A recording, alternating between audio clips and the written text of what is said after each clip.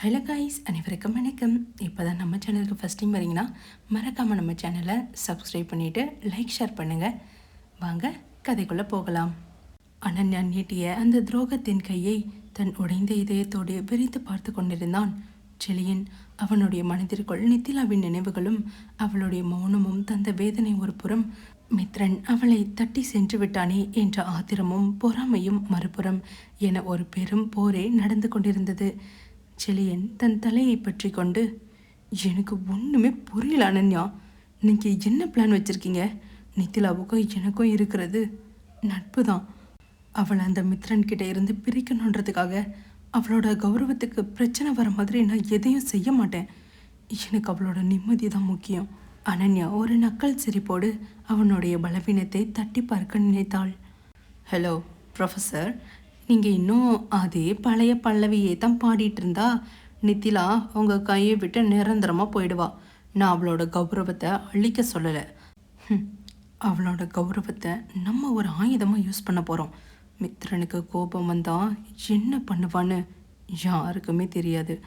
அவனோட அந்த வெறித்தனமான கோபத்தை வச்சு நித்திலாவுக்கு அவன் மேலே இருக்கிற கொஞ்சம் நெஞ்ச மரியாதையையும் அடியோடு காலி பண்ண போகிறோம். அனன்யா மெதுவாக செலியனின் இன்னும் கொஞ்சம் அருகில் வந்து சுற்றிலும் மாணவர்கள் யாரும் தங்களை கவனிக்கவில்லை என்பதை உறுதி செய்து கொண்டு தன் திட்டத்தை கோரத் தொடங்கினாள். கண்களில் வஞ்சகத்தோடு, இங்கே பாரு செலியன், இப்போ நித்திலா காலேஜோட ஹெச்ஓடி, மித்ரன் தான் இந்த காலேஜோட ஓனர். நாளைக்கு மித்ரன் நித்திலாவை பார்க்க கண்டிப்பாக காலேஜுக்கு வருவான். அப்படி அவன் வரும்போது நீ நித்திலாவோட ரூமுக்குள்ளே தனியாக இருக்கணும். அவகிட்ட நீ ரொம்ப நெருக்கமாக பேசுகிற மாதிரி, ஏன் அவள் கையை பிடிச்சி கொஞ்சிற மாதிரி ஒரு சீனை கிரியேட் பண்ணணும். செலியன் அதிர்ச்சியோடு பின்வாங்கி, ஏ ஏ என்ன என்ன கிறுக்குத்தனம் இது? நான் ஏன் நித்திலா ரூமுக்குள்ளே அப்படி இருக்கணும்? மித்ரன் அதை பார்த்தா சும்மா இருப்பானா? நித்திலாவை தப்பாக நினைக்க மாட்டானா? அனன்யா அவனுடைய சட்டை கலரை லைட்டாக தட்டி, அங்கே தான் ட்விஸ்டே இருக்குது ப்ரொஃபஸர். மித்ரன் நித்திலாவை தப்பான்னு நினைப்பான். அவனோட பொசசிவ்னஸ் வெடிக்கும். அவன் கோபத்தில் கண்முன் தெரியாமல் நித்திலா முன்னாடியே உன்னை அடித்து துவம்சம் பண்ணுவான். எல்லார் முன்னாடியும் உன்னை அசிங்கப்படுத்துவான். ஒரு பெஸ்ட் ஃப்ரெண்டை காசு இருக்கிறங்கிற திமிரில் அந்த ராக்ஸ்டார் மித்ரன் எல்லார் முன்னாடியும் அடித்து அசிங்கப்படுத்துறத நித்திலா மட்டும் பார்த்தா அவளோட சுயமரியாதை சும்மா இருக்குமா? தான் ஃப்ரெண்டை அடித்த அந்த ராக்ஸ்டாரை அவள் உயிரோடு இருக்கிற வரைக்கும் வெறுப்பா. அவனோட காதலை உதச்சி தள்ளிட்டு உன்கிட்டயே ஓடி வந்துடுவா என்று அனன்யா சொன்ன அந்த ஆபத்தான வியூகம் செலியனின் உடைந்த புத்திக்கு சரியாக தோன்றியது. மித்ரனை நித்திலா வெறுக்க வேண்டும் என்றால் அவனுடைய அசுர கோபத்தை அவளுக்கு காட்டுவதுதான் ஒரே வழி என்று அவனுடைய மனம் நம்ப தொடங்கியது. செலியன் ஆழ்ந்த யோசனைக்கு பிறகு கண்களை துடைத்து கொண்டு, நீ சொல்கிறதுல ஒரு லாஜிக் இருக்கானன்யா. மித்ரனோட திமிரும் கோபமும் தான் அவனோட பலவீனம். அதை வச்சு நித்திலாவுக்கு அவனோட அசிங்கமான முகத்தை காட்டலாம். ஆனால் இதனால் நித்திலாவுக்கு எந்த பிரச்சனையும் வரக்கூடாது. அவளை அந்த ராக்ஸ்டார் கிட்ட இருந்து மீட்க மட்டும்தான் நான் இந்த தப்பை செய்யக்கூட தயாராக இருக்கேன் என்று கூற அனன்யா மகிழ்ச்சியின் உச்சத்திற்கே சென்று அவனுக்கு கை கொடுத்து, வாவ், தட்ஸ் மை பாய், இப்போதான் நீங்கள் உண்மையான ஃப்ரெண்ட். நாளைக்கு மித்ரன் காலேஜுக்கு வர டைம் எனக்கு தெரியும். நான் உங்களுக்கு சிக்னல் கொடுப்பேன். நீங்கள் நித்திலா ரூம்குள்ளே போய் உங்கள் கேமை ஸ்டார்ட் பண்ணுங்கள். மித்ரனோட சாப்டர் நாளையோட க்ளோஸ். அனன்யா விரித்த அந்த அசிங்கமான சதி வழியில் தன் உடைந்த நட்பின் பலவீனத்தால் முழுமையாக வந்து விழுந்தான் நம் பேராசிரியர் செலியன். நித்திலாவை மீட்டெடுக்க வேண்டும் என்ற அவனுடைய உன்னதமான எண்ணம் இன்று துரோகிகளின் கைகளில் பகடக்காயாக மாறிப்போனது. அவர்கள் இருவரும் சேர்ந்து கோபக்கார ராவணன் மித்ரனின் காதலுக்கு எதிராக ஒரு பெரும் போரையே அறிவித்து விட்டார்கள். மறுபுறம் தன் அறையில் அமர்ந்து கொண்டு செலியனின் பிரிவை நினைத்து அழுது கொண்டிருக்கும் நம் ராதை நித்திலாவுக்கோ அல்லது தன் காதலின் கௌரவத்தை மீட்டெடுத்த சந்தோஷத்தில் இருக்கும் நம் ராவணன் மித்ரனுக்கோ நாளை கல்லூரி வளாகத்தில் தங்களுக்கு காத்து கொண்டிருக்கும் அந்த பயங்கரமான புயல் பற்றி அணு அளவும் தெரியாது. மாலை 5 மணியாக கல்லூரி முடிந்து தன் ஓட்டு வீட்டின் வாசலுக்குள் மௌனமாக நுழைந்தாள் நித்திலா. ஹெச்ஓடி நாற்காலியில் அமர்ந்த பெருமையை விட தன் உயிரான நண்பன் செலியன் தன்னை ஒரு அந்நியனை போல் பார்த்துவிட்டு ஒதுங்கி சென்ற அந்த வேதனை அவளுடைய முகத்தில் அப்பட்டமாக தெரிந்தது. தலை குனிந்து சோகமே உருவாக வீட்டு திண்ணையில் வந்து அமர்ந்தாள். அப்போது உள்ளே இருந்து கையில் பூ தொடுத்து கொண்டே வந்த பாட்டி நித்திலாவின் முகத்தை பார்த்ததும் பதறி போய் கையில் இருந்த பூக்களை அப்படியே தட்டில் வைத்துவிட்டு நித்திலாவின் அருகில் வந்தார். நித்திலாவின் முகத்தை தன் கைகளால் ஏந்தி, என்னம்மா நித்திலா, இன்னைக்கு காலேஜில் புதுசாக பெரிய பதவியில் உட்காந்துருக்கேன்னு உன் அம்மா சந்தோஷமாக சொல்லிட்டு இருந்தா. ஆனால் உன் முகத்தை பார்த்தா ஏதோ பெய்யறிஞ்ச மாதிரி இருக்கு. என்னாச்சுடா என் செல்லத்துக்கு, ஏன் ஒரு மாதிரியாக இருக்க? நித்திலா தன் சோகத்தை மறைக்க முயன்று ஒரு போலியான புன்னகையோடு பாட்டியின் கைகளை பிடித்து, ஒன்றும் இல்லை பாட்டி, புது போஸ்டிங் இல்லையா, அதான் காலேஜில் இன்னைக்கு வேலை கொஞ்சம் அதிகம், அலைச்சல் தான் பாட்டி, வேற ஒன்றும் இல்லை, நீங்கள் போய் உங்கள் வேலையை பாருங்கள் என்று கோர நித்திலா பாட்டியிடம் சமாளித்து கொண்டிருப்பதை சமையலறை வாசலில் நின்றபடி அவளுடைய அம்மா காமாட்சியும் பக்கத்தில் இருந்த அவளுடைய அத்தையும் கவனித்து கொண்டுதான் இருந்தார்கள். ஒரு தாய்க்கு தன் மகளின் முகத்தில் இருக்கும் ஒரு சின்ன மாறுதல் கூட தாங்காதல்லவா? காமாட்சி மெதுவாக தன் மகளின் அருகில் வந்தார்.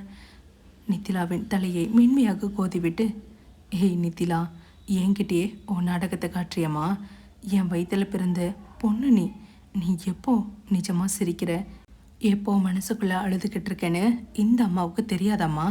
நீ எதுக்கும் கலங்குற பொண்ணு இல்லையே. இங்கே வா, முதல்ல இந்த திண்ணையில் நல்லா உட்காரு. அம்மா உனக்கு சுட சுட ஒரு இஞ்சி டீ போட்டு எடுத்துகிட்டு வரேன், அதை குடிச்சிட்டு பேசு. காமாட்சி விறுவிறுவென்று சமையல் அறைக்குள் சென்று தன் மகள் நித்திலாவின் மனசோர்வை நீக்குவதற்காக பாசத்துடன் தேநீர் தயாரித்தார். அத்தையும் பாட்டியும் நித்திலாவின் இருபுறம் அமர்ந்து கொண்டு அவளுடைய கைகளை பற்றி கொண்டனர். சற்று நேரத்தில் காமாட்சி டீ கொண்டு வந்து நித்திலாவின் கைகளில் கொடுத்தார். நித்திலா அந்த தேநீரை மெதுவாக பருக தொடங்கினாள். சூடான தேநீர் அவளுடைய தொண்டையை நனைத்தாலும் அவளுடைய மனதிற்குள் 1000 எண்ண ஓட்டங்கள் புயலென சுழன்று கொண்டிருந்தது. நித்திலா மனதிற்குள் தேநீர் கிளாஸை பார்த்தபடியே, ஏன் என் மனசு இப்படி தவிக்குது? ஒருவேளை அந்த அந்த மித்ரனை என் மனசு நிஜமாவே ஏற்றுக்கிடுச்சா? நேற்று நைட் அவர் நெத்தியில் வச்ச அந்த முத்தமும் அவர் பேசின அந்த ஆதிக்க காதலும் என் மனசுக்குள்ளே வந்து உட்காந்துடுச்சோ? இல்லை இல்லை, இது தப்பு, இது நடக்கவே கூடாது நித்திலா. நீ அவரை பற்றி நினைக்காத. அவர் பெரிய ராக் ஸ்டார், நீ ஒரு சாதாரண டீச்சர். சில்லியன் உன்னை தப்பாக நினச்சிட்டு போயிட்டான். மனசை போட்டு இப்படி ஏன் குழப்பிக்கிற? மனதிற்குள் இருந்த குழப்பத்தை தாங்க முடியாமல் நித்திலாவின் கைகள் நடுங்கின.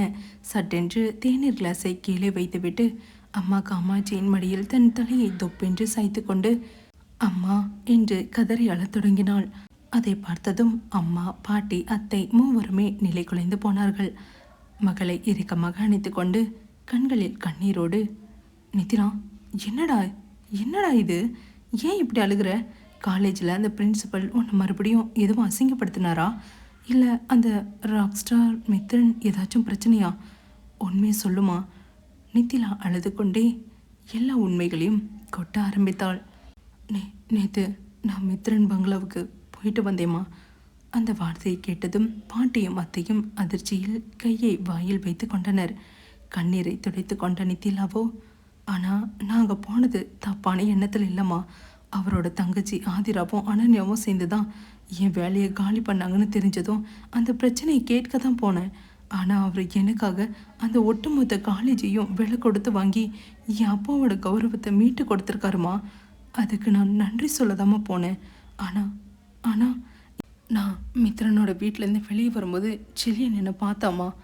செலியன் என்னை ஒரு தப்பான பொண்ணு மாதிரி பார்த்துட்டு என் முகத்தை கூட பார்க்காம ஃப்ரெண்ட்ஷிப்பையே கட் பண்ணிட்டு போயிட்டாமா.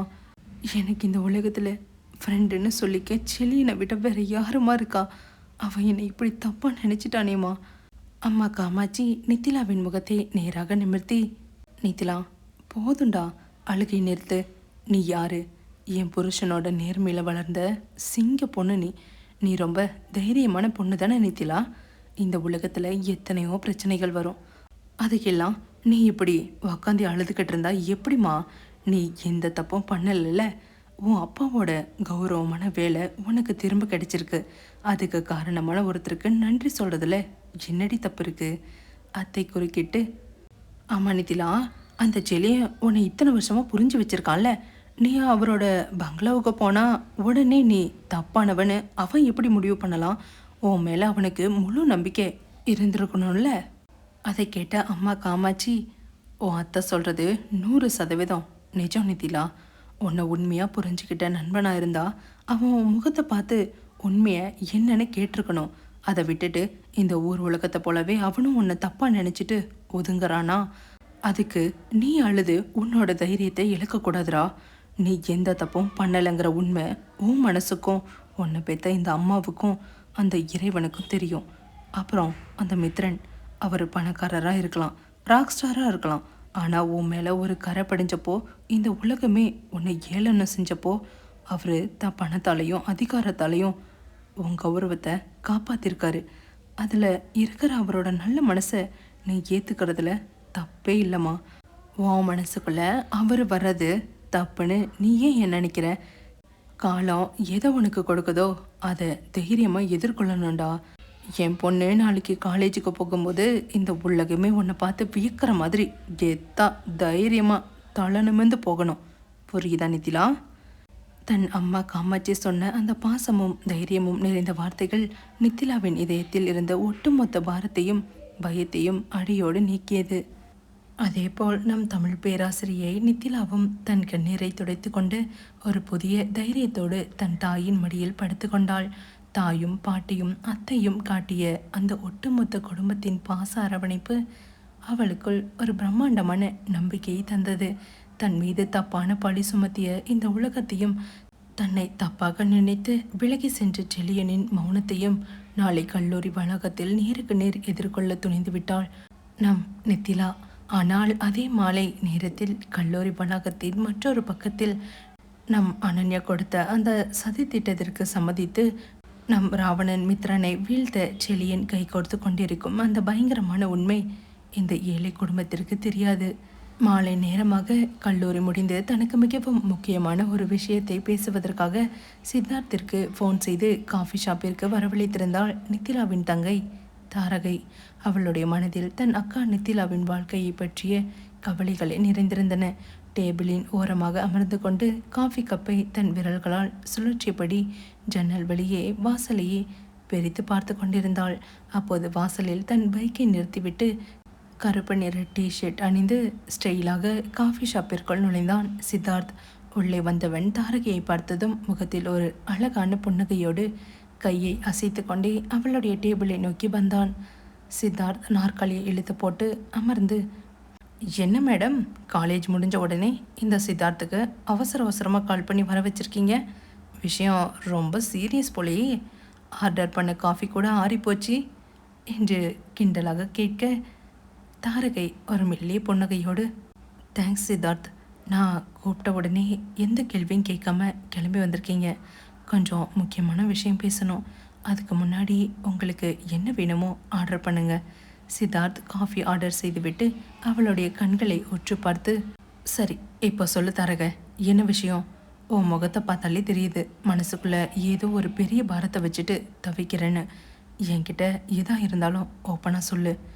சித்தார்த் அப்படி பாசமாக கேட்டதும் தாரகையின் கண்களில் ஒரு மெல்லிய கண்ணீர் திரை படர்ந்தது. அவள் தன் கைகளை டேபிளின் மீது கோர்த்து கொண்டு தன் அக்கா நித்திலாவை பற்றி பேச தொடங்கினாள். சித்தார்த், நான் நம்ம மித்ரன் சார் பற்றியும் என் அக்கா நித்திலா பற்றியும் பேச தான் உங்களை வர சொன்னேன். நீங்கள் அவங்க 2 பேரை பற்றியும் என்ன நினைக்கிறீங்க சித்தார்த்? சித்தார்த் தன் நண்பனை பற்றிய நினைப்பில் ஒரு பெருமிதமான புன்னகையோடு, மித்ரனை பற்றியும் நித்திலாவை பற்றியுமா? ஏன் தரக திடீர்னு இதை கேட்குற? மித்ரன் என் பாஸ் மட்டும் இல்லை, அவன் என் உயிர் நண்பன். அவனோட குணம் எனக்கு நல்லா தெரியும். அவன் நித்திலாவுக்காக அந்த காலேஜையே விலை கொடுத்து வாங்கியிருக்கானா? அதில் அவனோட எந்த அளவு காதல் இருக்குன்னு எனக்கு புரியுது தரக. தாரகை கண்ணீர் வழிய, தெரியும் சித்தார்த், அதை நினச்சிதான் என் மனசு உருகுது. நித்திலா என் அக்கா மட்டும் இல்லை சித்தார்த், அவள் எங்களுக்கு இன்னொரு அம்மா மாதிரி. சின்ன வயசுலேருந்து எங்கள் குடும்பத்துக்காகவே அவளோட ஆசை சந்தோஷம் எல்லாத்தையும் விட்டுட்டு மாடு மாதிரி உழைச்சி எங்களை வளர்த்துருக்கா. எனக்காகவும் எங்கள் அம்மாவுக்காகவும் அவள் பட்ட கஷ்டம் இந்த உலகத்தில் யாருக்கும் தெரியாது சித்தார்த். அப்படிப்பட்ட என் அக்கா இந்த உலகத்தில் யாருமே தராத அந்த பிரம்மாண்டமான கௌரவத்தையும் அன்பையும் மித்ரன் சார்கிட்ட இருந்து இப்போ அவளுக்கு கிடைச்சிருக்கு. என் அக்கா ஒரு சொட்டு கண்ணீர் விட்டதுக்காக ஒட்டுமொத்த காலேஜையே பல 100 கோடி கொடுத்து வாங்குற ராக் ஸ்டார் மித்ரன் சார், அவளை அப்படி உருக உருக காதலிக்கிற அந்த மித்ரன் சாரே என் அக்காவை கல்யாணம் பண்ணிக்கிட்டா என் அக்கா அவளோட வாழ்க்கையில் மீதி இருக்கிற எல்லா நாளும் ரொம்ப சந்தோஷமாக இருப்பான்னு என் மனசுக்கு தோணுது சித்தார்த். தாரகையின் பாசத்தை கண்டு வியந்து அவளுடைய கையை மென்மையாக பற்றியவன், தாரக, நீ சொல்கிறது 100% உண்மைதான். மித்ரனை என்னை விட யாருக்குமே நல்லா தெரியாது. அவன் வெளியே தான் கோபக்கார ராவணன் மாதிரி ஆக்ரோஷமாக கத்துவானே தவிர நித்திலா மேலே அவன் வச்சிருக்கிறது ஒரு தெய்வீகமான காதல். அவனோட அந்த வெறித்தனமான கோபத்துக்கு பின்னால் ஒரு அழகான குழந்தை மனசு இருக்கு தாரக. அவங்க 2 பேரும் சேர்ந்தா நித்திலாவோட ஒட்டுமொத்த கஷ்டமும் தீர்ந்துடும். என் நண்பன் மித்ரனுக்கும் ஒரு நல்ல பொண்ணு, ஒரு நல்ல வாழ்க்கை கிடைக்கும். தாரகை கண்களை துடைத்து கொண்டு, ஆமாம் சித்தார்த், ஆனால் என் அக்கா அவளோட ஈகோவால் இன்னும் அந்த உண்மையை ஏற்றுக்காம தவிக்கிறா. நம்ம 2 பேரும் சேர்ந்து தான் எப்படியாவது அவங்க 2 பேரையும் சேர்த்து வைக்கணும் சித்தார்த். அவங்க காதலை நாம தான் ஒன்று சேர்க்கணும். சித்தார்த் கம்பீரமான புன்னகையோடு, கண்டிப்பாக தாரக, மித்ரனோட காதலுக்காகவும் உன்னோட பாசத்துக்காகவும் இந்த சித்தார்த் எப்போவும் உன் கூடவே இருப்பான். நம்ம 2 பேரும் சேர்ந்து அவங்கள சேர்த்து வச்சிடலாம், நீ கவலைப்படாத. சித்தார்த் கொடுத்த அந்த பிரம்மாண்டமான நம்பிக்கை தாரகையின் மனதில் இருந்த ஒட்டுமொத்த பாரத்தையும் இறக்கி வைத்தது. இருவரும் காஃபியை குடித்து முடித்துவிட்டு நாற்காலியை விட்டு எழுந்தனர். தாரகை முகத்தில் ஒரு அலாதியான வெட்கத்தோடும் நன்றியோடும் சித்தார்த்தை பார்த்து, ஓகே சித், நான் கிளம்புறேன். ரொம்ப தேங்க்ஸ். நான் கூப்பிட்ட உடனே எனக்காக இவ்வளோ தூரம் வந்து என் அக்காவுக்காக இவ்வளோ பேசினதுக்கு ரொம்ப ரொம்ப தேங்க்ஸ் சித். தாரகை அப்படி சொல்லிவிட்டு தன் பேக்கை தோளில் மாட்டிக்கொண்டு டேபிளை விட்டு ஒரு அடி எடுத்து வைத்தாள். அப்போது காஃபி ஷாப்பின் தரையில் யாரோ சிந்தியிருந்த தண்ணீர் துளிகளில் அவளுடைய செருப்பு யதார்த்தமாக சடார் என்று வழுக்கியது. தாரகை அம்மா என்று நிலை தடுமாறி பின்னோக்கி விழப்போக அங்கே நின்றிருந்த சித்தார்த், தாரக என்று பதறியபடி மின்னல் வேகத்தில் தன் கைகளை நீட்டி அவளை தாங்கி பிடித்தான். சித்தார்த் தன் பலமான வலது கையை தாரகையின் மெல்லிய இடையின் மீது மிகவும் அழுத்தமாக வைத்து அவளை கீழே விழவிடாமல் தன் மார்போடு இறுக்கமாக அணைத்து தாங்கி பிடித்தான். அந்த வினாடி அந்த ஒட்டுமொத்த காஃபி ஷாப்பை அப்படியே ஸ்தம்பித்தது போல் இருந்தது.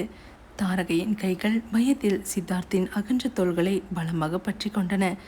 சித்தார்த்தின் முகத்திற்கு மிக அருகில் அவனுடைய மூச்சுக்காற்று தன் முகத்தில் படும் தூரத்தில் தாரகையின் முகம் இருந்தது. இருவருடைய கண்களும் நேருக்கு நேர் சந்தித்து கொண்டன. சித்தார்த்தின் கண்களில் தாரகையின் மீதிருந்த அந்த பேரன்பு காதலும் அப்பட்டமாக தெரிய தாரகையின் கண்கள் நாணத்தாலும் அதிர்ச்சியாலும் விரிந்தன. சித்தார்த் அவளுடைய இடையை இன்னும் கொஞ்சம் பலமாக தன் கைகளால் அழுத்த இருவரின் இதய துடிப்பும் ரேஸ் குதிரையைப் போல் வேகமாக துடிக்கத் தொடங்கியது. தங்களுக்குள் இருக்கும் அந்த புதுவிதமான ஈர்ப்பை உணர்ந்தவர்களாய் இருவரும் அப்படியே அந்த கணத்தில் உறைந்து நின்றனர். அந்த காஃபி ஷாப்பின் வேலைக்கார பையன் வந்து சார் சார் என்று கூப்பிட்ட அந்த அடுத்த நொடிதான் இருவருக்குமே தங்களின் சுயநினைவு திரும்ப வந்தது.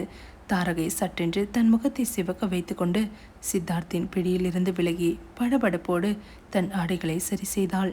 சித்தார்த்தும் தன் தலையை கோதிக்கொண்டு முகத்தில் ஒரு வெட்கத்தோடு லேசாக இருமினான். தாரகை முகத்தை பார்க்க முடியாமல், நான் கிளம்புறேன் சித்தார்த், பாய்.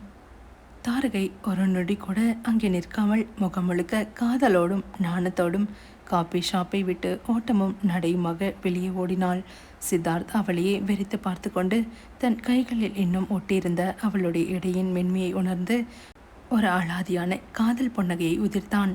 ஆனால் காஃபி ஷாப்பிற்கும் வெளியே இவர்களின் இந்த ஆழமான ரொமான்டிக் காட்சியை தன் மொபைல் ஃபோனில் ரகசியமாக படம் பிடித்து கொண்டிருந்தான் நம் அனன்யாவின் ஆள் ஒருவன். மித்ரன் நித்திலாவை பிரிக்க திட்டம் போடும் அந்த கும்பலின் கைகளில் இப்போது சித்தார்த் தாரகை காதலும் ஒரு புதிய பகடக்காயாக சிக்கப் போகிறதா? மித்ரன் நித்திலாவை சேர்க்க நினைக்கும் சித்தார்த் மற்றும் தாரகையின் இந்த அழகான காதல் ஆதிரா மற்றும் அனன்யாவின் சதி வலையில் எப்படி சிக்கப் போகிறது? தாரகையின் மொபைல் வீடியோவை வைத்து அனன்யாவும் ஆதிராவும் அடுத்து ஆடப்போகும் அந்த ஆபத்தான ஆட்டம் என்ன?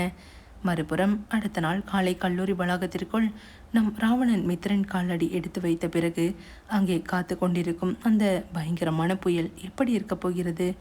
இந்த அசாத்தியமான யதார்த்த காதல் பயணம் அடுத்த எபிசோடில் இன்னும் பல அதிரடி சஸ்பென்ஸ் திருப்பங்களுடன் தொடரும். இதோட இந்த எபிசோட் முடியுது. நெக்ஸ்ட் எபிசோடில் என்ன நடக்க போகுதுன்னு பார்க்கலாம். மறக்காமல் நம்ம சேனலை சப்ஸ்கிரைப் பண்ணி வச்சுட்டு பாருங்கள் கைஸ். மறக்காமல் அந்த ஹைப் பட்டனும் கிளிக் பண்ணுங்கள், லைக் பட்டனையும் கிளிக் பண்ணுங்கள். தேங்க்ஸ் ஃபார் வாட்சிங். Love you guys. பாய். மறக்காமல் இந்த எபிசோடு எப்படி இருந்ததுன்னு கமெண்டில் சொல்லுங்கள். அப்போ தான் எனக்கு தெரியும். Bye guys.